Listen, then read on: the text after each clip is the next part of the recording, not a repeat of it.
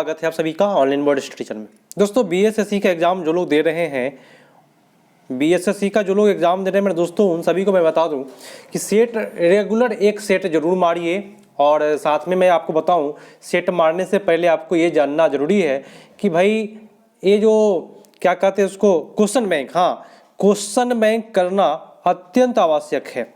इससे होता क्या है मेरे दोस्तों, मैं एक सेकेंड बता दूं, मैं थोड़ा सा मार्कर ले लेता हूं ताकि आपको अच्छे से बताऊं, किसी प्रकार से आपको प्रॉब्लम ना हो। क्वेश्चन बैंक मारना बहुत ज़रूरी हो जाता है, क्योंकि क्वेश्चन बैंक से पता चलता है कि क्वेश्चन कैसा रहेगा। ठीक है, एक सेकेंड मेरे दोस्तों, हाँ चलिए। तो आज जो मैं क्वेश्चन बैंक लाया हूँ वह आपका 2015 में जो पूछा हुआ था उसी का है। तो चलिए कर लेते हैं। कहता है कि हरे रंग का पदार्थ जो पौधे में प्रकाश संश्लेषण करता है वह निम्नलिखित में कौन सा है। तो जो हरे रंग का होता है वो सभी को पता है, क्लोरोफिल होता है ठीक है। और क्लोरोफिल में क्या पाया जाता है दोस्तों, मैग्नीशियम पाया जाता है। क्या पाया जाता है, मैग्नीशियम। नेक्स्ट है कि साइलेंट वैली या मुख्य घाटी किस राज्य में अवस्थित है। तो ये आपका हो जाएगा केरला में। कौन सा, केरला। और एक मैं विशेष सूचना बता दूं कि मेरा जो क्लास चलेगा वह काफ़ी फास्ट चलेगा जब मैं बताने लगूंगा। तो इसके पहले एक मैं बताऊं कि अभी तक मेरे चैनल से नहीं जुड़े हैं तो सब्सक्राइब करके बगल में एक घंटी होता है, क्लिक कर लीजिए, तो जिससे आपको रेगुलर एक सेट 2 सेट मिलते रहेगा, जिससे कि आपकी तैयारियां बेटर हो जाएगी। मार्केट में जितना भी सेट आएगा, सब सेट तो नहीं खरीद पाइएगा आप लोग, मैं प्रत्येक सेट का मैं क्वेश्चन करा दूंगा।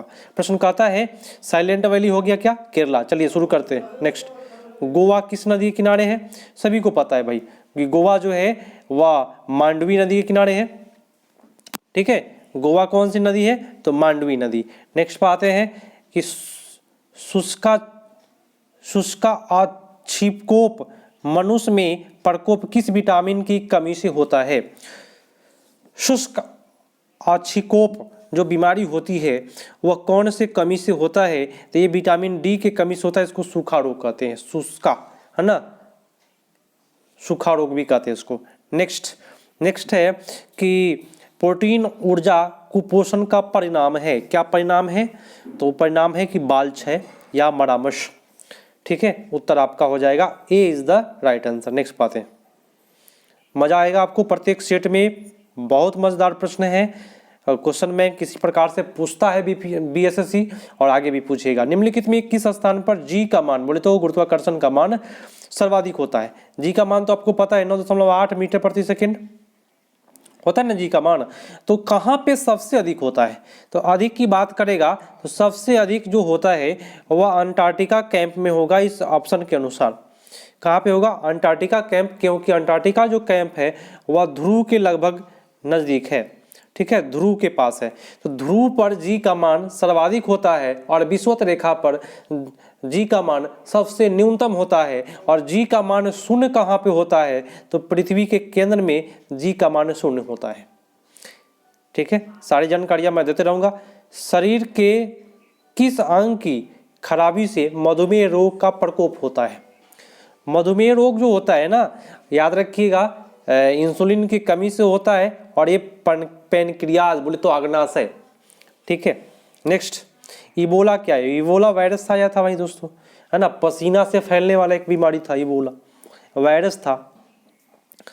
नेक्स्ट है कि घेंगा रोग आयोडीन की कमी से होता है या निम्नलिखित में से किस क्षेत्र में व्याप्त हो सकता है। घेंगा रोग हो जाएगा पहाड़ी क्षेत्रों में। ठीक है, नेक्स्ट है कि विटामिन ए मुख्यतः कहाँ संग्रहित होता है, तो विटामिन ए हो जाएगा यकृत में। अगला प्रश्न है, फटाफट करेंगे, बहुत कम समय में, मजा आएगा आपको, कम समय में आपकी बेटर तैयारियां। मादा क्यूलेक्स मच्छर निम्नलिखित में किस रोग का वाहक है। क्यूलेक्स फाइलेरिया का है। ठीक है, क्यूलेक्स किसका है, फाइलेरिया का। समदाब रेखाएं निम्नलिखित में किसको प्रदर्शित करती है। समदाब रेखाएं प्रदर्शित करता है समान वायुमंडलीय दाब को। ठीक है, अभी तक मेरे दोस्तों नहीं जुड़े हैं, जुड़ जाइए। लाइक नहीं किए हैं, कर दीजिए। लाइक करने का क्या फायदे मैं बता देता हूँ, क्या फायदे होते हैं, वो आपको फायदा है। ये वीडियो आपके यूट्यूब में ऐड हो जाएगा और जब भी देखना चाहेंगे आप देख सकते हैं इसको। समदाब रेखाएं हो जाएगा मेरे दोस्तों समान वायुमंडलीय दाब। नेक्स्ट है कि इनमें से कौन सा नदी कक्ष के रन में समाहित होती है? तो कक्ष के रन में जो समाहित होता है उसको लूनी नदी कहते हैं। अगला है कि थायराइड ग्रंथि कहाँ स्थित है? थायराइड जो ग्लैंड होता है वह गला के पास होता है, ठीक है, इसको घेंगा हो जाता है इससे। चलिए साधारण नमक का रासायनिक नाम बता दीजिए। तो मैं सूत्र बता देता हूँ, NaCl होता है, सोडियम क्लोराइड बोलते हैं उसको, ठीक है। उत्तर आपका सी पर जाएगा। तारों का रंग किस पर निर्भर करता है? तो हमेशा याद रखिएगा तापमान पर। किस पर? तापमान पर। तो उनके तापमान, एकदम 100% सही बता रहा हूँ मैं आपको, कहीं से भी प्रॉब्लम नहीं होगी। अगला है कि डॉक्टर नॉर्मन ई बोरलॉग किस देश से थे? देखिए ई बोरलॉग साहब से अमेरिका से थे, नॉर्मन बोरलॉग साहब, ठीक है। अगला है कृषि से संबंधित है। अगला है कि आयोडीन टेस्ट प्रयोग किसकी उपस्थिति जांच के लिए होता है? आयोडीन की जो टेस्ट होती है ना वह मंड जांच करने के लिए, क्या? मंड की जांच करने के लिए। मंड नहीं रहे तो स्टार्च रहेगा, क्या रहेगा?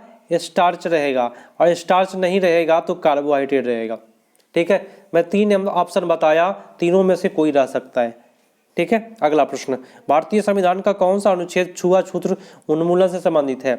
देखिए मैं आपको एक ट्रिक बताऊं, 17 हटाओ 18 हटाओ। 17 हटाओ मतलब छुआछूत, और 18 हटाओ माने उपाधियों का अंत करो, ठीक है। तो ये आपका 82 का जो उत्तर होगा वह 17 होगा, अस्पृश्यता उन्मूलन बोलते हैं उसको। चलिए नेक्स्ट प्रश्न पर आते हैं, मजेदार प्रश्न है और आपको अच्छा भी लगेगा। नेक्स्ट है कि प्लास्टर ऑफ पेरिस का रासायनिक नाम। प्लास्टर ऑफ पेरिस का रासायनिक नाम जो होता है वह कैल्शियम सल्फेट हेमीहाइड्रेट। मैं बता दूं CaSO4 1/2H2O, ठीक है, ये सूत्र होता है। सूत्र देखते चलिए, साइंस मेरा काफ़ी अच्छा है, पकड़ इस पर। मैं आपको जो बताऊंगा वह 100% बेटर बताऊंगा और आपको कहीं भी प्रॉब्लम नहीं होगा। एक प्रश्न से सूत्र भी आपको मैं बताते चलूंगा। चलिए नेक्स्ट है, इनमें निम्नलिखित में गौ प्रजातियों में कौन सी प्रजाति देसी नहीं है? कौन सी प्रजाति देसी नहीं है? देखिए गिर, रेड सिंगी, थारपट, ये सब जो है ना ये प्रजाति देसी नहीं है, ये सब देसी होते हैं। लेकिन ये जो है ना हॉलिस्टिक फिजिशियन, आप लोग सुनते होइएगा, जब डॉक्टर आता होगा तो कहता होगा फिजिशियन डाल दिया जाए, तो उस समय में होता है ये विदेशी है, ठीक है, देसी नहीं है। आपका उत्तर ये होगा। नेक्स्ट है, और पंचायती राज से प्रश्न खूब पूछता है BSSC में। बिहार पंचायती राज अधिनियम में ग्राम पंचायत की अवधि 5 वर्षों की निर्धारित की गई है। इसकी गणना जो हो गई पंचायत की पहली बैठक की तिथि से होती है। जो 5 वर्ष का जो कार्यकाल होता है ना मुखिया जी का जो कार्यकाल 5 वर्ष का होता है, उसका जो गणना होता है कब से होता है? तो जब पहला बैठक होता है उसी समय से। उत्तर आपका बी पर। नेक्स्ट है कि राज्य के संदर्भ में निम्नलिखित में कौन सा कथन सही है? राज्य के संदर्भ में कथन सही, मंत्रिपरिषद राज्यसभा का प्रति उत्तरदायी होता है, मंत्रिपरिषद राज्य से नहीं होता है, मंत्रिपरिषद राज्य से नहीं होता है मेरे दोस्तों। विश्वास मत राज्यसभा में लाया जा सकता है? नहीं, विश्वास मत लाया जा सकता है। तो अगला कहा था कि राज्य सूची किसी विषय पर संसद कानून बना सकती है अगर वह राज्यसभा 2/3 बहुमत से पारित करे और राज्य सूची संदर्भगत विषय राष्ट्रीय महत्व का हो गया है। तो उत्तर आपका सबसे बेटर आपका सी होगा, 2/3 मत से पारित होता है तो होगा। अगला है, राष्ट्रीय प्रतीकों के संदर्भ में नीचे दिए गए कथनों पर विचार करना है। प्रतीक के बारे में, ये भारत के राष्ट्रीय ध्वज की चौड़ाई और लंबाई का जो अनुपात है वह 2:3 है, बात तो सही है, लेकिन हमको खोजना क्या है? नेगेटिव खोजना है। राष्ट्रीय झंडे के चक्र में आरों की संख्या 24 है, ये भी बात सही है, ये भी सही लिखा। हमको नेगेटिव खोजना है। राष्ट्रीय प्रतीक लौड़िया नंदनगढ़ के सी से लिया गया है, ये जो प्रतीक है लौड़िया नंदनगढ़ सी से नहीं लिया गया है, अशोक स्तंभ वाली बात नहीं हो रही है यहाँ पे राष्ट्रीय प्रतीक। तो ये आपका उत्तर सबसे बेटर हो जाएगा सी, क्योंकि नेगेटिव पूछ रहा था और गलत बात इसमें मात्र सी है, बाकी सारे आपको ठीक है, क्योंकि 52 सेकेंड गाया जाता है, आप सभी को पता है। अगला प्रश्न आ गया कि लोकसभा या विधानसभा के निर्वाचन में एक उम्मीदवार अपनी जमानत राशि खो देगा अगर उसे कुल वैध मतों का कितना मिल जाएगा मत, तो जमानत खो जाएगा। तो कुल वैध मतों का 1/6 से अगर कम प्राप्त होता है तो आपका जमानत रद्द हो जाएगा। ठीक है, उम्मीदवारी अपनी जमानत राशि को खो देगा। तो 1/6 से अगर कम आपको वोट मिलेंगे, है ना, तो आपका ये जमानत रद्द हो जाएगा। नेक्स्ट पढ़ाते हैं कि भारतीय राष्ट्रीय कांग्रेस का प्रथम अधिवेशन 1885 में कहाँ पे आया। 1-2 प्रश्न ऐसे पूछे जाते हैं जो लवा दुआ होता है, बम्बई में सब कोई जानता है। ठीक है, अगला है कि एक दल लोकसभा में विपक्षी दल होने का दावा करता है तो इसके पास न्यूनतम कितने सांसद हो सकती है। देखिए, विपक्षी दल वही होता है जो 1/10 वोट प्राप्त करे। मान लीजिए 550 सीट है, 550 सीट है, तो इसमें 10 से भाग करिएगा तो क्या होगा, 55। कम से कम 55 होना चाहिए, तब विपक्ष में बैठ सकता है। तब 55 उत्तर आपका, ए इज द राइट आंसर। अगला है कि ग्राम पंचायत सदस्य हस्तलिखित आवेदन मुखिया को समर्पित कर त्यागपत्र दे सकता है। आवेदन समर्पित करने के कितने दिन बाद त्यागपत्र प्रभावी माना जाएगा। मान लीजिए कोई मुखिया को त्यागपत्र देना चाहता है, ग्राम सदस्य कोई भी, तो कितने दिन के बाद वो त्यागपत्र मान्य हो जाएगा कि हाँ इनका जो कार्यकाल है वो खत्म किया जाता है। तो 21 दिन। कितने दिन, 21 दिन नहीं है दोस्तों, 7 दिनों के बाद। कितने दिन, 7 दिनों के बाद प्रभावी माना जाएगा कि हाँ इनका उम्मीदवारी खत्म हो गई। अगला है कि भारत में स्वतंत्रता के बाद प्रथम आम चुनाव कब हुए थे। 51-52 आप लोग पढ़े होइएगा आम चुनाव, तो इसमें आपका उत्तर क्या होगा, 52 कर लीजिए, कोई दिक्कत नहीं होगा। नेक्स्ट है कि मनरेगा योजना में प्रशिक्षित और अर्ध प्रशिक्षित मजदूरों की मजदूरी पर केंद्रित राज्य के व्यय का अनुपात बताना है। पर दोस्तों अभी तक लाइक नहीं किए, कर दीजिए। मजेदार प्रश्न रेगुलर मिलेगा, प्रत्येक सेट आपको करा दिया जाएगा, खरीदना नहीं पड़ेगा। और आप लोग टोटल सेट भी देख लीजिएगा, तो 75 और 25 होना चाहिए। ठीक है, 75/25। मनरेगा प्रशिक्षित और अर्ध प्रशिक्षित 2 व्यक्ति होते हैं। प्रशिक्षित को 75 मिलेगा, अर्ध प्रशिक्षित को 25 मिलेगा। अगला है कि निम्नलिखित में पंचवर्षीय योजना में कौन सी योजना अनावृष्टि और 2 युद्ध के कारण प्रभावित हुआ।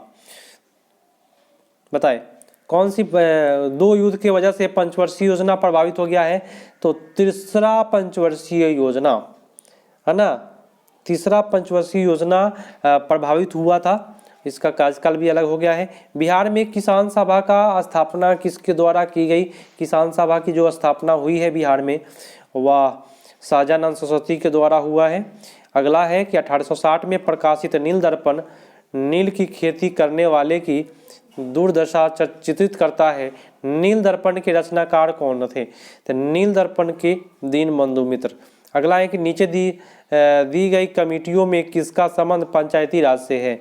तो पंचायती राज से जो संबंध है बलवंत राय मेहता जी का है। ठीक है, अगला है कि सामुदायिक विकास कार्यक्रम का सार था। सार क्या है, थीम क्या है उसका, तो लोक भागीदारी, है ना। सामुदायिक विकास, सामुदायिक माने सभी का विकास, तो लोक भागीदारी होगा इसका सार।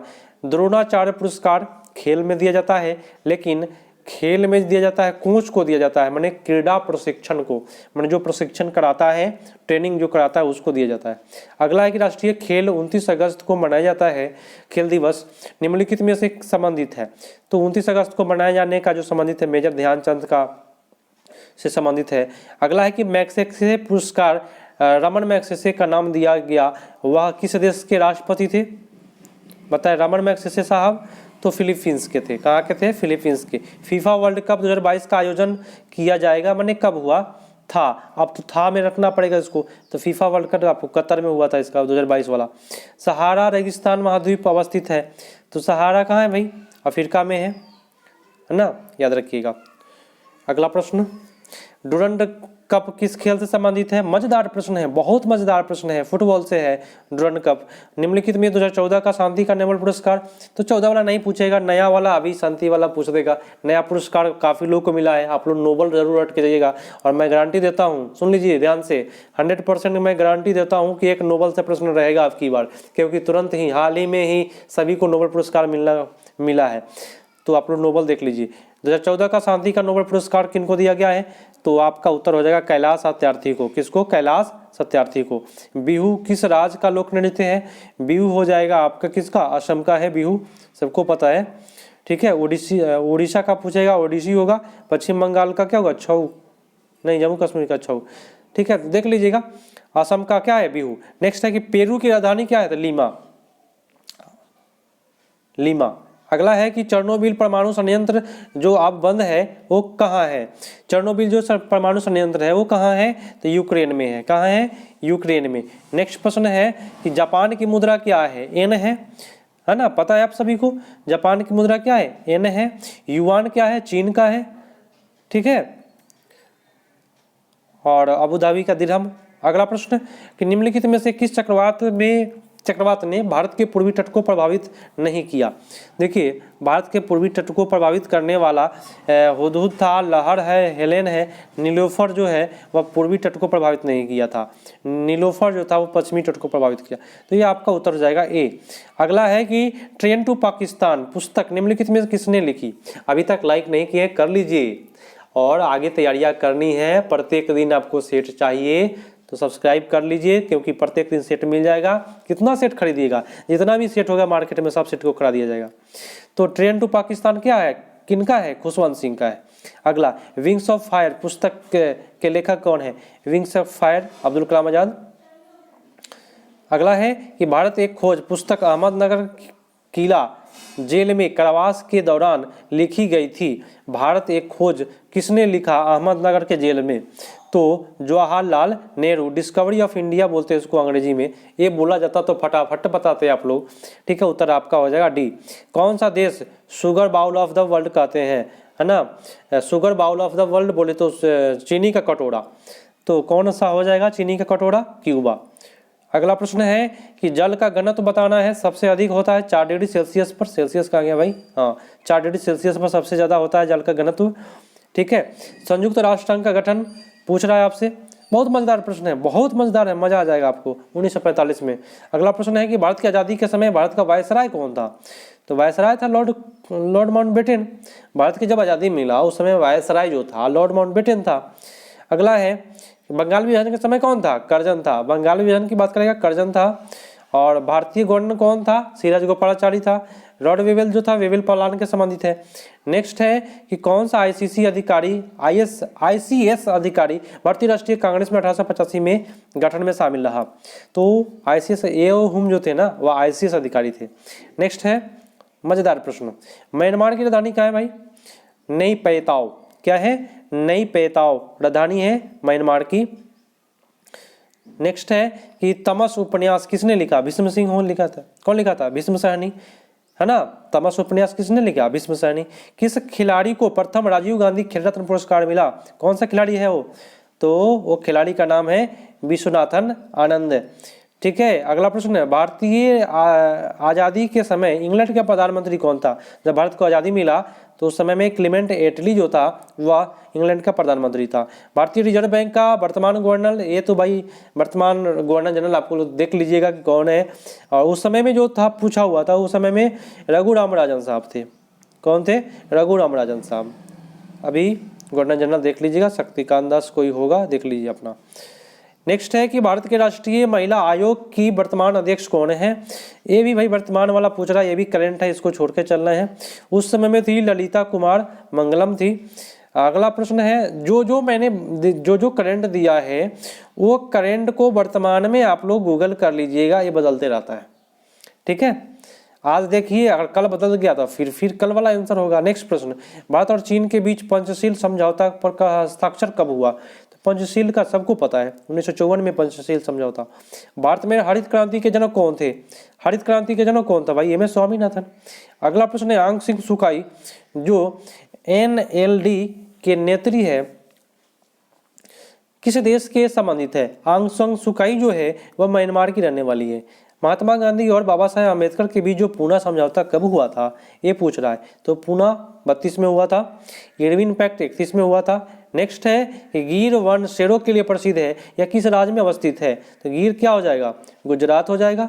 नेक्स्ट है कि प्रसिद्ध पेंटर राजा रवि वर्मा की किस सियासत से जुड़े थे, तो राजा रवि वर्मा जो थे वो किससे थे, त्रावणकोर से संबंधित है। अगला प्रश्न है कि बिहार में बहने वाली नदियों में उद्गम अमरकंटक में है, कौन ऐसी नदी है बिहार का जिसका उद्गम स्थल अमरकंटक में है, तो सोन नदी है, ठीक है। अगला प्रश्न ये आपका समाप्त हुआ, टोटल प्रश्न यही है। और आप लोग रेगुलर आए करें और यहाँ पे प्रत्येक दिन आपको एक सेट मिलेगा और इस सेट को आप प्रत्येक दिन अगर आप कर लेते हैं तो मार्केट में जितना भी सेट होगा आपको खरीदना नहीं पड़ेगा। और आप जो तैयारियां कर रहे हैं वो NCERT बुक से करिए। जितना से अधिक NCERT बुक पढ़ेंगे, बुक में NCERT सार संग्रह ले लीजिए किसी भी प्रकाशन का, उसका एक एक लाइन आप लोग देख लीजिए, सारे चीज़ यहीं से मिल जाएंगे आपको। और करेंट अफेयर्स में जो नया जो घटना घट रही है उस घटना को आप जरूर देखिए। जैसे कि अभी अभी नोबेल पुरस्कार मिला है मेरे दोस्तों, नोबेल पुरस्कार देख जाइए, ये पूछेगा 100% पूछेगा नोबेल पुरस्कार। तो जो जो नया घटना है, ताज़ा घटना है, उसको देखते चलिए, आपका करंट बेटर हो जाएगा, कहीं से भी आपको प्रॉब्लम नहीं होगी। मिलते हैं भाई अगले पार्ट में। प्रत्येक दिन आपको सेट मिलेगा, आप प्रत्येक दिन आप कभी भी सब्सक्राइब किए रहिएगा, कभी भी किसी समय भी मिल जाएगा। समय मैं निर्धारित नहीं करता हूँ, कभी भी समय मिल जाएगा आपको, इसलिए आप इस चैनल को सब्सक्राइब कर लीजिए ताकि आपको सेट मिलते रहे, आप तैयारियाँ करते रहें। मिलते हैं अगले पार्ट में, लाइक करके जरूर जाइएगा। तब तक के लिए धन्यवाद। जय हिंद।